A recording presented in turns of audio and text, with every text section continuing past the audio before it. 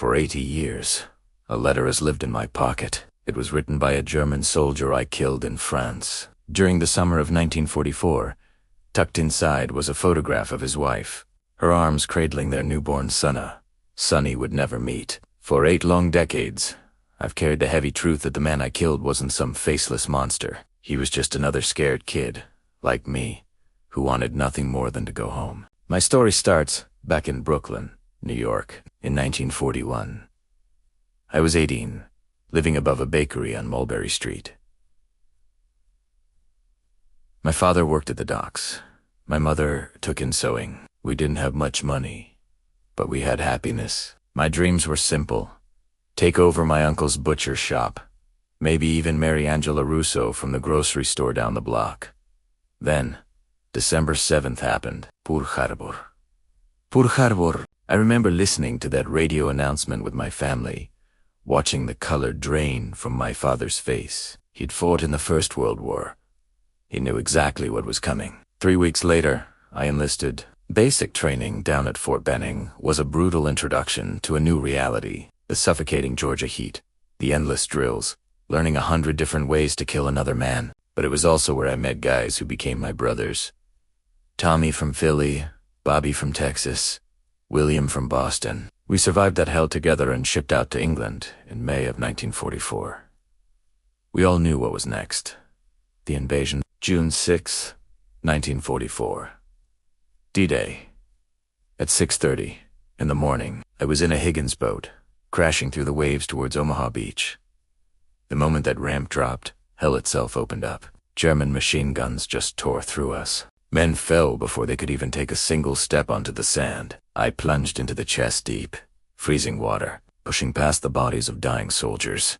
And somehow, I made it to the beach. I hid behind a metal obstacle, completely paralyzed by fear, just watching men die all around me. Then, a sergeant screamed at me. The only way off this beach is forward. So I got up, and I ran. I made it to the seawall. William didn't. I saw him go down, and I knew he wasn't getting up. We fought our way through Normandy for weeks. Every single hedgerow was a brutal battle.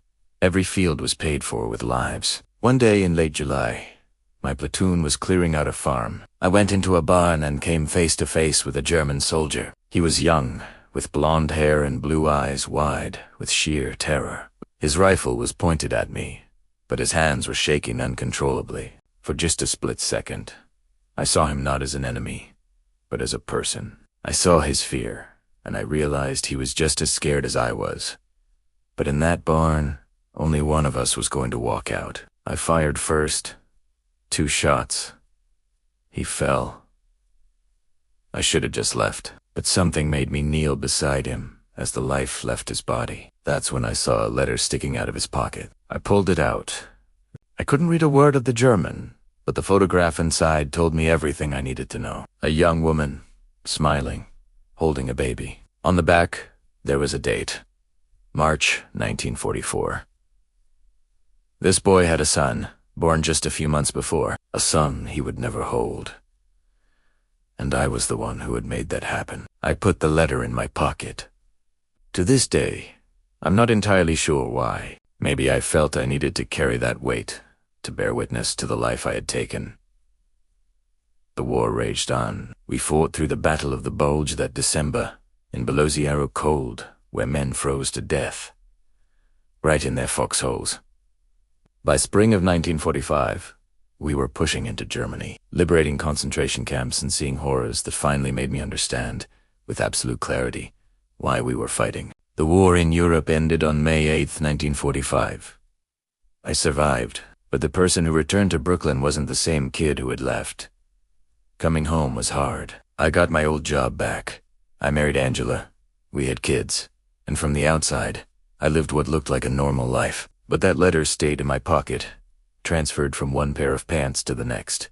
A constant, silent reminder. The nightmares came every single night. Nobody understood PTSD back then. The advice was just to tough it out. It wasn't until the 1970s that I finally had the letter translated. It was a simple, beautiful love letter. He wrote about how much he missed his wife, how he couldn't wait to meet his son, and how he hoped to come home soon.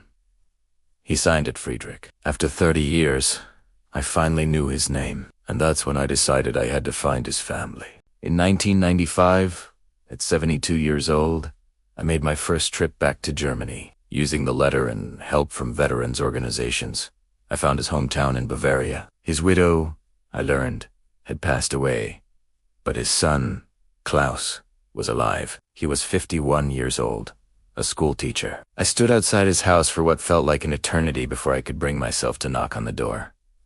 What do you possibly say to the son of a man you killed? Klaus opened the door, and I saw Friedrich's face looking back at me. The same blue eyes, the same gentle expression. With my hands shaking, I held out the letter. He looked at it, then at the photograph, and his eyes filled with tears. My father, he whispered. I never knew him. We talked for hours. I tried to apologize, to tell him how sorry I was for taking his father from him. But Klaus just shook his head. You didn't take him, he said. The war did. But you brought him back to me. You kept this safe for 50 years. You brought him home. You killed me. And in that moment, I finally wept. I wept for Friedrich, for all the young men who died, and for the senseless waste of it all. I'm 101 years old now.